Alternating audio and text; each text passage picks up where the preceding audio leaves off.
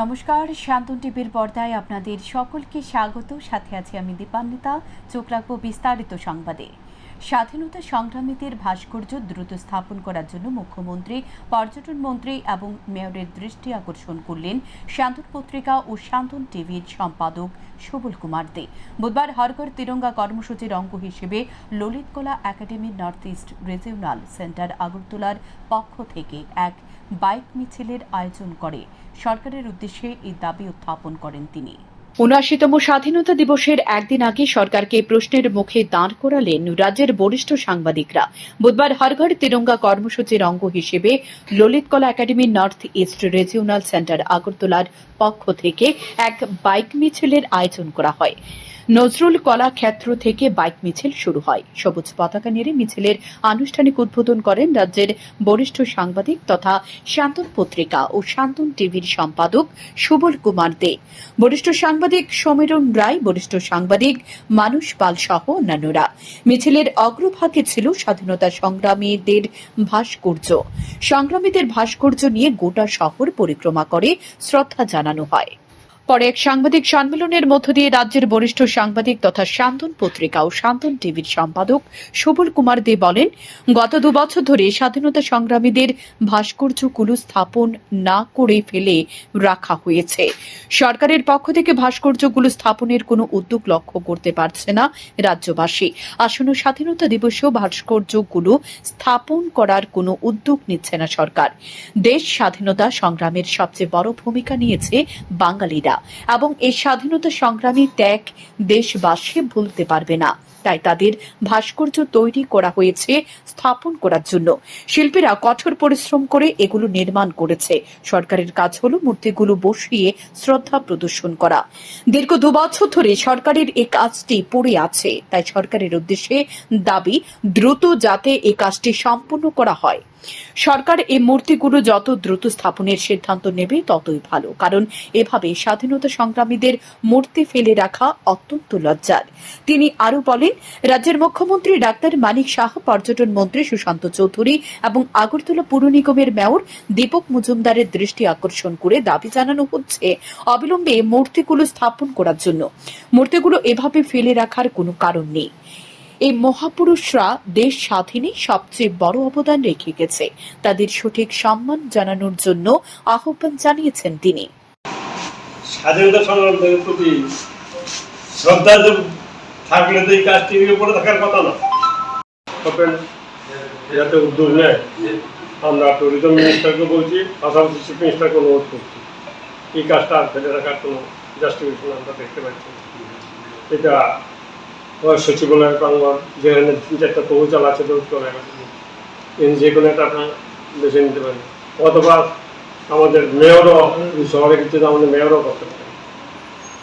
আর mayor, chief minister এবং tourism মিনিস্টারের দৃষ্টি আকর্ষণ উচিত, এটা খুব দ্রুত সম্পন্ন দিয়ে আমাদের স্বাধীনতা সংগ্রামের প্রতি শ্রদ্ধা জানানো।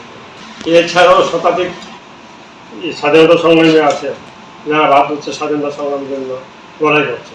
শুধু ত্রিপুরা থেকে, ত্রিপুরা একটা সুবিধা ছিল, ত্রিপুরা তখন নিজস্ব স্বাধীন রাষ্ট্র ছিল। অন্য জায়গায় এই জায়গায় অ্যারেস্ট খুব বেশি ব্রিটিশ পুলিশ করতে পারছে না। যেমন স্বাধীনতা সংগ্রামের ইভেন্ট যারা কলকাতার কি হচ্ছে, তারাও ত্রিপুরায় আছে এই স্বাধীনতা সংগ্রাম। আর আপনি আমি একটু আগে বলেছি, এই স্বাধীনতা সংগ্রামে সবচেয়ে বড় ভূমিকা নিয়েছে বাঙালিরা, এবং এদেরও সবচেয়ে বেশি শুধু ত্যাগ না, নানাভাবে এরা হতাহত হয়েছেন। পুলিশের হয়েছে, আন্দামান জেলে অর্ধেক লোক ছিল বাংলা। আমাদের এখানে ৪৫ জনের নাম আছে, এটা আপনার নিশ্চয়ই পেয়েছেন। আমাদের বক্তব্য হচ্ছে যে আমাদের এই শিল্পীরা যে কাজটা করেছে, আমি এটা বলছি, এখানে আমার অনেকে আমার সাথে পরিচয় ছিল। এই কাজগুলি ২ বছর ধরে পড়ে আছে। আমাদের শিল্পীরা যে পরিশ্রম করে যে কাজটা করবেন, এখন সরকারের কাজ কি, সরকারিটা বসিয়ে দেবে, বসিয়ে দিয়ে স্বাধীনতা সংগ্রামীদের প্রতি শ্রদ্ধা প্রদর্শন করে। এই কাজটা কেন ২ বছর ধরে আটকে আছে আমি বুঝতে পারছি না। এই ব্যাপারে আমি বা আমরা সবাই সরকারের কাছে দাবি জানাবো খুব দ্রুত কাজটা যাতে সমাধান হয় এবং দ্রুত মন্ত্রীগুলি বসিয়ে আমাদের স্বাধীনতা সংগ্রামীদের প্রতি শ্রদ্ধা জানাবো। এই ব্যাপারে সরকার যত তাড়াতাড়ি সিদ্ধান্ত নেবেন ততই ভালো। 2 বছর পরে আছে, এটা আমাদের লজ্জা, আমাদের কাছে লজ্জা হচ্ছে, বাইরের মানুষদের জন্য এটা আমাদের খারাপ হবে। এইটা আমরা সরকার দৃষ্টিতে নেওয়ার জন্য ভাস্কর্যগুলো ত্রিপুরা শিল্পীরা তৈরি করেছে গত 2 বছর আগে, এবং এই 2 বছর যাবৎ এই কমপ্লিট ভাস্কর্যগুলো সব পড়ে আছে এখানে বাড়ানো অবস্থায়। এটা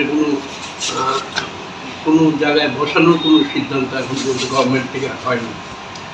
এখন আমরা যারা এসছি আজকে, যারা এই মিছিলে উদ্বোধন করলাম, আমাদের সরকারের কাছে আমাদের অনুরোধ যে এই শিল্পীদের এই কাজগুলো যদি প্রপার জায়গাতে বসানো হয় তাহলে শিল্পীদের মধ্যে স্বীকৃতি দেওয়া হবে এবং স্বাধীনতা সংগ্রামী যারা মৃত্যুবরণ করেছে তাদেরও একটা সম্মান জানানো হবে। সুতরাং এই এপিলটা আমরা গভর্নমেন্টের কাছে করতে চাই। এদিন মিছিলে দেশপ্রেমীদের ভিড় ছিল লক্ষণীয়। শান্তন টিভি। মঙ্গলবার রাতে নতুন বাজার থানাধীন অরবিন্দ কলোনি এবং মদনমোহন আশ্রম এলাকায় একাধিক দুঃসাহসিক চুরির ঘটনা সংঘটিত হয়। চোরের দল অরবিন্দ কলোনি স্থিত নতুন বাজার উচ্চ মাধ্যমিক বিদ্যালয়ের পাশে কল্পনা সাহার বাড়িতে থাপা বসায়। বাড়ির লোকজনের অনুপস্থিতিতে বিভিন্ন সামগ্রী নিয়ে যায়। অপর ঘটনাটি সংঘটিত হয়েছে থানার নাকিট্টগায় মদনমোহন আশ্রম এলাকায়। চোরেরা হানা দেয় একটি বাড়িতে এবং দোকানে। বাড়ির মালিক মামুন মিয়ার পরিবারের লোকজন অন্য ঘরে ঘুমানোর সুযোগ নিয়ে চোরেরা স্বর্ণালংকার ও নগদ অর্থ নিয়ে গেছে। বুধবার সকালে ঘুম থেকে উঠে দেখতে পান ঘরের দরজা জানালা খোলা। পরিবারের দাবি, স্বর্ণালংকারের সাথে প্রায় 2 লক্ষাধিক টাকা নিয়ে গেছে চোরেরা। কান্নায় ভেঙে পড়ে পরিবারের লোকজন। দুটি ঘটনার খবর পেয়ে সময় মতো পুলিশ ছুটে গেছেন। পুলিশ জানায় ঘটনা তদন্ত শুরু করা হয়েছে। নাইট প্যাট্রোলিং এর উপর গুরুত্ব দেওয়া পরেও পুলিশের চোখে কিভাবে ধুলো দিয়ে নতুন বাজার থানা এলাকায় চোরের ঘটনা বাড়ছে সেটা নিয়ে উদ্বেগ প্রকাশ করলেন এক পুলিশ কর্মী। দুটি চুরির ঘটনাকে ঘিরে ব্যাপক চাঞ্চল্য সৃষ্টি হয়েছে গোটা এলাকায়। নাকি গেট খোলা, জানালা একটা খোলা আসলো, একটা কবর গেছে থানাতে। তখন আমার থানাতে আমরা বড় বউ পাঠাইছে, মোবাইলে আসলাম। আইডি সিটিভি একটা মহিলার নাম কল্পনা সাহা, বয়স 54। হ্যাঁ, অরবিন্দ কলোনি নতুন বাজার। মানে গেটটাও খোলা এবং জানালা খোলা। তখন আমরা জানালাটা ধাক্কা দিয়ে টিপা দেখছি, জানালা ঘরের ভিতরে একটা শোকেস আছে, শোকেসটাও খোলা টোলা, জিনিসপত্র পড়ে রয়েছে। এরপরে এলাকার লোকেরা জিঙেছি, এলাকার লোক লিয়ে আমরা ঘরের ভিতরে ঢুকছি। তারপরে এলাকার লোকের জিজ্ঞাসাবাদ করে জানতে পারছি মহিলা যে 2-3 দিন ধরে বাড়িতে নাই।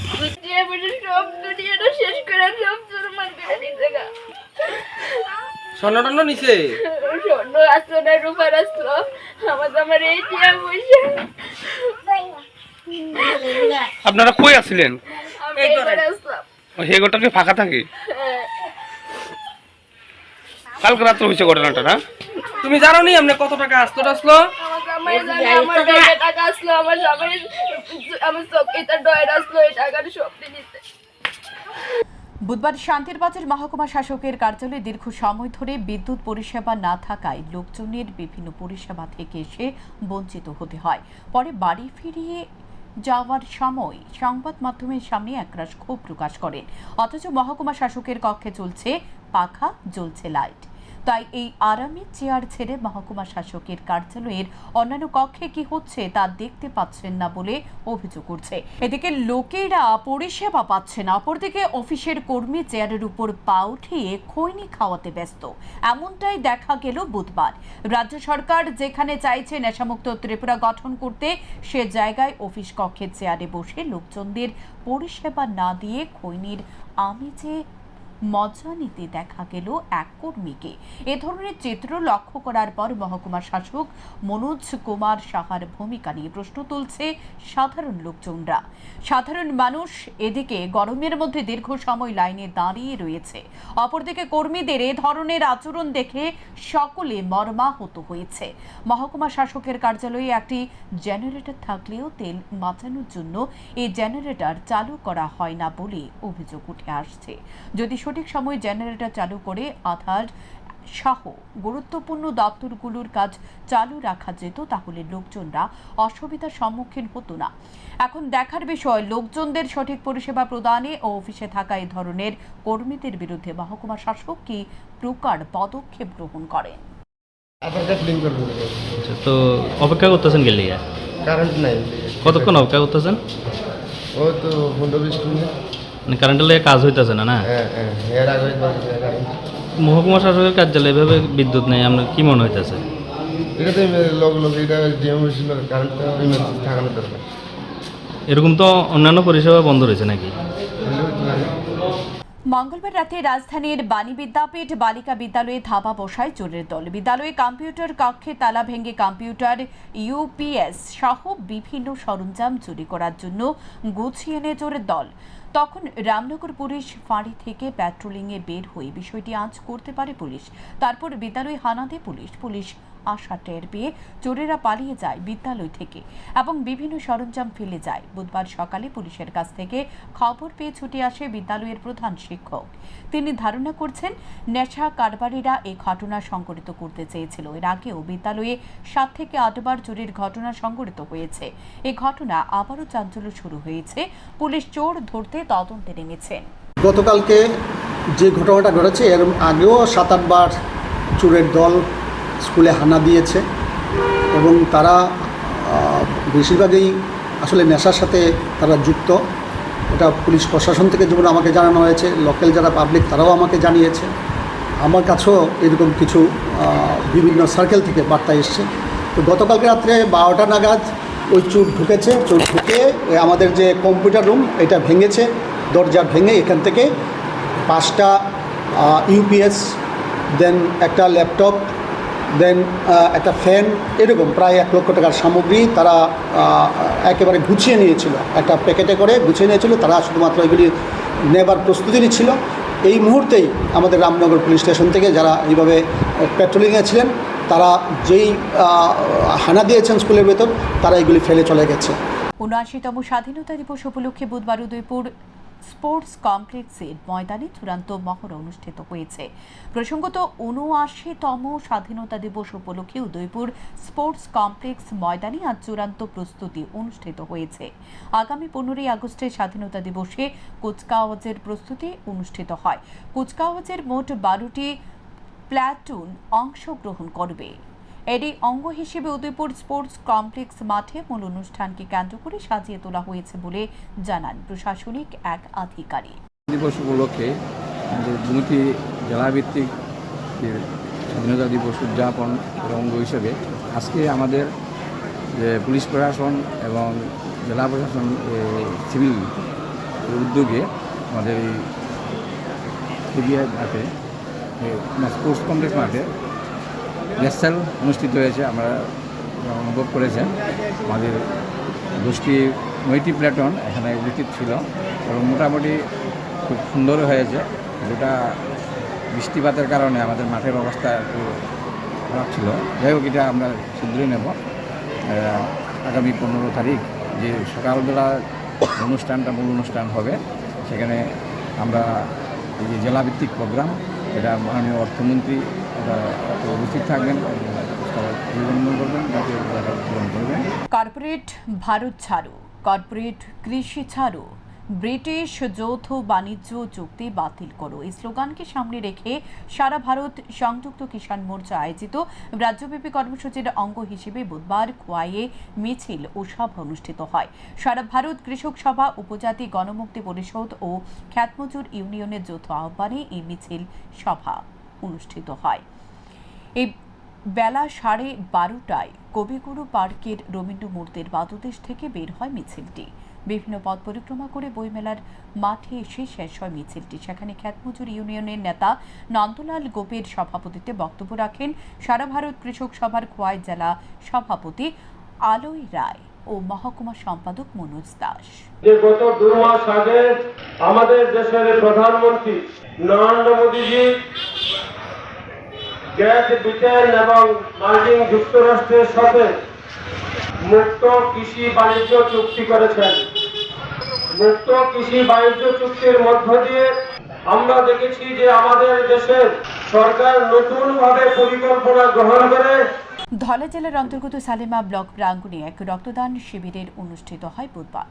TRLM BMMU সালিমা ইউনিটের উদ্যোগে এই শিবিরের আয়োজন করা হয়। রক্তদান শিবিরে উপস্থিত ছিলেন 46 নং সুরমা কেন্দ্রের বিধায়িকা স্বপ্না দাস পাল, সালিমা পঞ্চায়েত সমিতির চেয়ারম্যান বীণা দাস বিশ্বাস, পঞ্চায়েত সমিতির ভাইস চেয়ারম্যান ননীগোপাল কর সহ অন্যান্যরা। এদিনে রক্তদান শিবিরে সংবাদ লেখা পর্যন্ত 50 জনের অধিক স্বেচ্ছায় রক্তদান করেছেন। রক্তদান শিবিরের আয়োজন করা হয়েছে। রক্তদান আমরা জানি যে রক্তদান জীবনদান, রক্তদান একটি মহৎ দান, যে দানের কোনো তুলনা হয় না, সেটা বলে শেষ করার মতো নয়।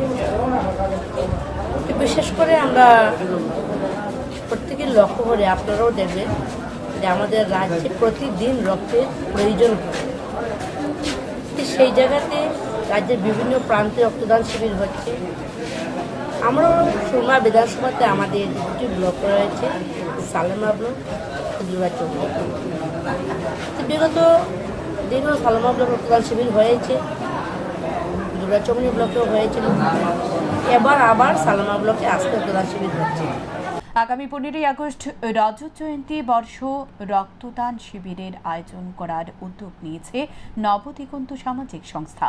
এবছর 30 জন রক্তদাতা রক্তদান করবে বলে সম্মতি জানিয়েছে। রক্তদান শিবিরে প্রধান অতিথি হিসেবে উপস্থিত থাকতে আমন্ত্রণ জানানো হয়েছে মুখ্যমন্ত্রী মানিক সাহাকে।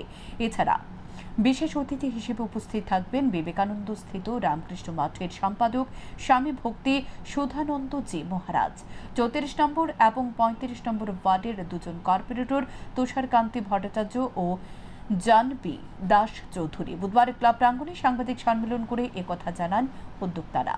আমরা 15ই আগস্ট 79তম স্বাধীনতা দিবসকে সামনে রেখে প্রতি বছরের ন্যায় এবছর আমাদের রজত জয়ন্তী রক্তদান শিবিরের আয়োজন করেছি।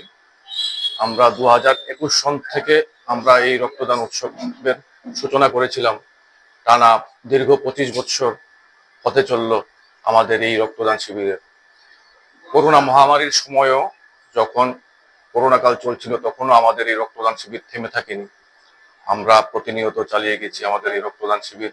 এখনকার মতো সংবাদে পর্যন্ত, পরবর্তী আপডেট পেতে চোখ রাখুন শান্তন টিভির পর্দায়। নমস্কার।